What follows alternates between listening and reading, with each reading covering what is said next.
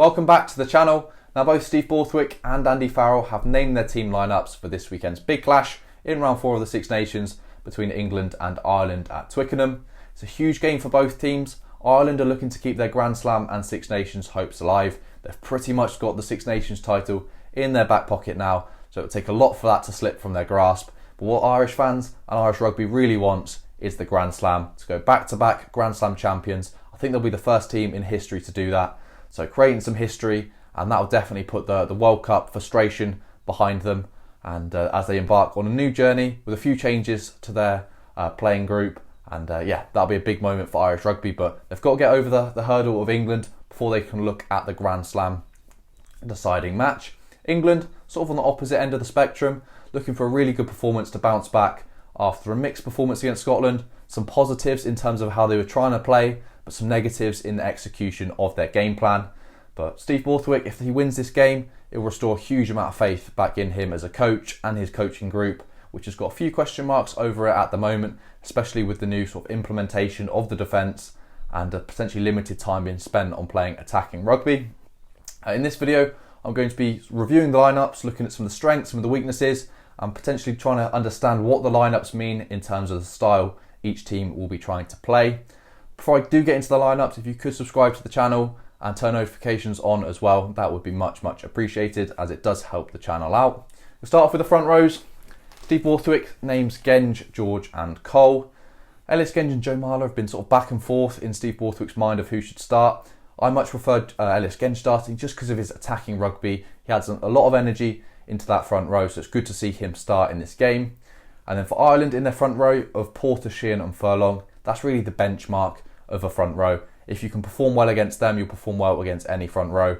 It's got a mix of sort of power, handling and the pace of Dan Sheehan. You've pretty much got the power of a big front rower combined with the pace of an inside centre at hooker. So a real tough proposition for England to try and get hold of in Dan Sheehan. The one area in which Dan Sheehan will probably want to tighten up a little bit was his line-out darts.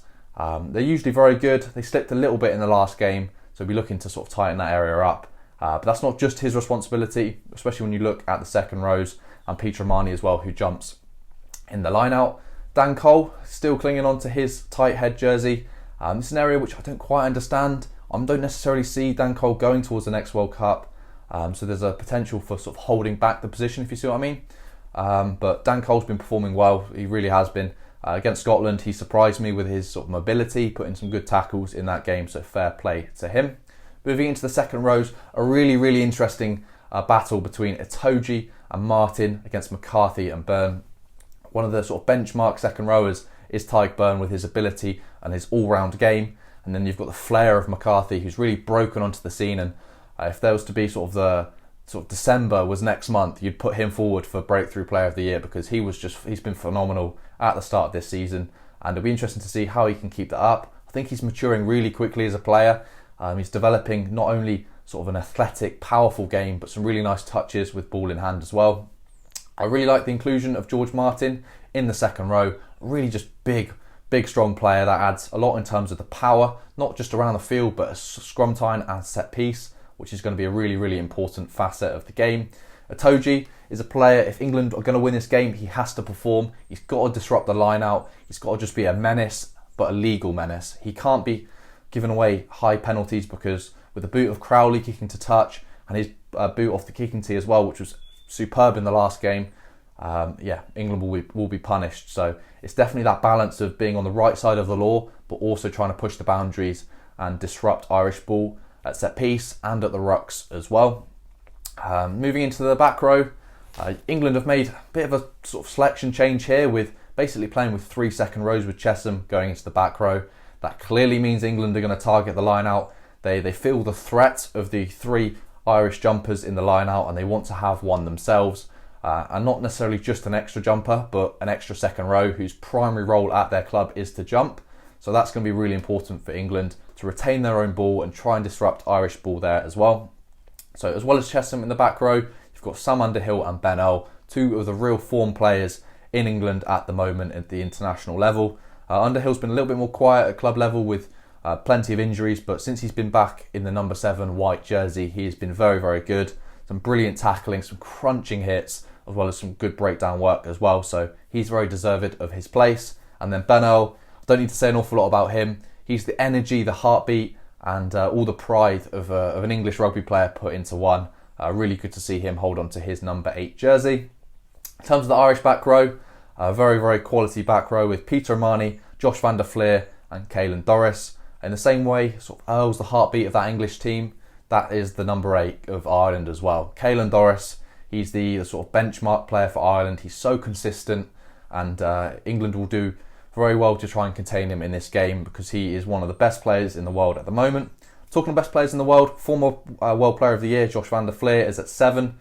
I don't think we've seen the best of Josh van der Fleer this Six Nations so far, and when a player who's been at the world level for a good few years has been a bit quiet, that usually means a big performance is coming. So it'll be interesting to see what Josh van der Fleer can produce this weekend and next weekend against Scotland. And then O'Mahony, who's probably one of the most underrated players in the Irish team. He can go a little bit quiet in games, but in terms of the sort of impact he has on the players around them, he's worth having in your team every day of the week and twice on a Sunday. So those are the packs, those are how they line up. The big thing in there for me is the line out. England are clearly going for the Irish line out because they've seen a few moments of weakness there potentially, and Ireland will be really, really drilling down on the line out throws and the darts this week. Moving into the back line, you've got Mitchell and Ford for England, and then Jamieson, Gibson Park and Crowley for Ireland. Jamieson, Gibson Park and Mitchell, in my opinion, are quite similar players. They both look for the space extremely well. Obviously, Jamieson, Gibson Park is that level above Alex Mitchell, but I do see an awful lot of potential in Alex Mitchell to grow into a player like Jamieson, Gibson Park. I can't remember what player did the interview, but they said Jamieson, Gibson Park is one of the most underrated players in the world and is one of the best scrum halves in the world. And I really do agree with that. His ability to find the space, throwing missed passes and just kicking game in general, he's definitely got a bit of everything. In the 10 jersey, George Ford for England. He's really struggled to get the attack to click for England, but he has kicked very well in this Six Nations. I think his kicking off the tee in this game could be a really good sort of jab for England, just to keep Ireland at bay, keep them out of distance. But unfortunately, I don't think England will be at the point where they're leading the game and trying to see it out. So maybe that won't quite work the way it sort of sounded in my head. Crowley keeps the number 10 jersey for Ireland. There's quite a lot of conversation of who's going to be 10 for Ireland in the lead up to the Six Nations, but I think Crowley's really quieting down those critics or sort of people speculating with some really good performances in the Six Nations. One thing we have seen from Crowley is a mixed goal-kicking game. We've seen one game against Wales, I think it was, where he was expert off the tee, but then one against Italy where he was very, very poor. So hopefully from an English point of view, he's scuffing them, slicing them, kicking them wherever he wants. I doubt it, and he probably will have his kicking boots on at Twickenham, but that is a slight hope of mine that Ireland don't manage to get the 3s and the extra 2s in this game, just to try and keep it more competitive and give England every chance they can have. Moving into the centres, an area which England have really, really struggled with Lawrence and Slade. I'm happy these two get another shot at their combination, as Lawrence couldn't catch a cold last weekend, so he needs the opportunity to right his wrongs in that game. When you are trying to play a more open game, a little bit more expansive, these errors do occur, so it's not necessarily a massive shock, especially as Lawrence was coming back with the first game from injury as well. Imagine that, you've been rehabbing, etc, and the first game you get is Murrayfield away as an English player, where Scotland are going to be, really, really turning up the heat. Yeah, that's not a game you want to come back from injury into, so maybe that wasn't quite the right call from Borthwick. However, even I was thinking, just throw Lawrence in because he's that quality of a player. Didn't quite work out, but good to see him have another shot this weekend. And then the Irish centres of Aki and Henshaw. Lawrence, if he can get a grip of Aki, I'll be very impressed. Bundy Aki's he's the sort of benchmark for a world inside centre. If you've got an inside centre of the quality of Bundy Aki in your team, you are very well set to go and win games, because the go forward he gives you, the variation in terms of passing is really, really quality. World class player. And then he's got Henshaw as well, who's a quality operator. He's not quite sort of hit the straps of a couple of years ago. I'm thinking 2021, where he was just unbelievable, but he's still putting in quality, constant performances. And he'll be wanting to keep the jersey from Gary Ringrose, so that's a lot of pressure to have on you as an outside centre. So yeah, he'll be looking to put in good performances. Moving into the back three, you've got Freeman and Faye-Waboso with Furbank at fullback for England. Very experimental back three, one with a lot of flair, excitement, and if the reins are let off of this English side and they can play with freedom, I'm excited for what that back three can produce. Freddie Steward's not in the matchday 23, which is a big call, and I like the fact that Steward isn't involved if he's not a fullback. Don't just have him on the bench because it's a big statement to leave him out, because Steward coming off of the bench doesn't offer a huge amount. So leave him out of the 23 or play him at fullback is how I see it. But England have gone for the extra vision, probably kicking game as well of George Furbank. So I'm excited to see how this one goes. And you've got Freeman and Faye-Waboso who can really create stuff out of nothing. So these are sort of exciting prospects in which I think could, not will, but could cause Ireland certain problems.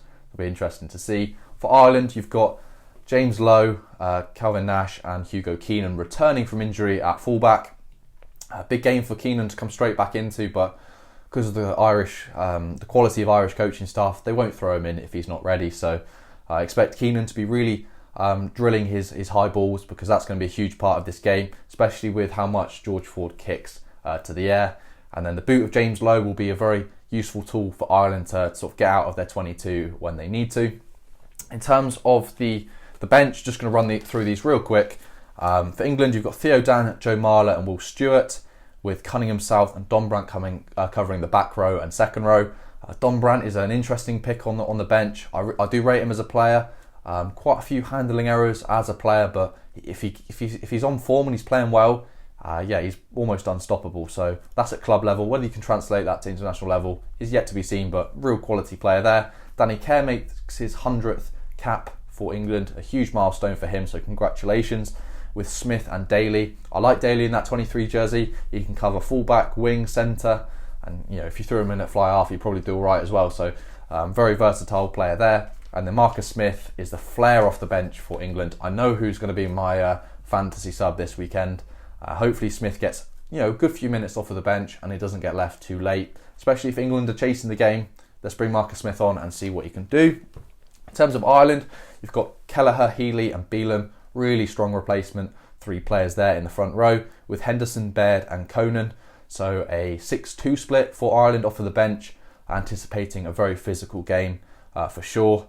Baird on the bench as well. I'm excited to see him come on, see what flair he can bring. His sort of really explosive but athletic and fast pace as a back row is a real point of difference. So I'm very interested to see how he goes. In my mind, I sort of confuse him, not necessarily confuse him, but I have him very heavily associated with Joe McCarthy in terms of the way he plays. Very athletic, sort of that long stride length, which can be very difficult to tackle. And then in terms of the backs on the bench for Ireland, you've got Murray and Frawley. Frawley, very good player to have on the bench in the 23 jersey. Because of his sort of malleability, he can play different positions.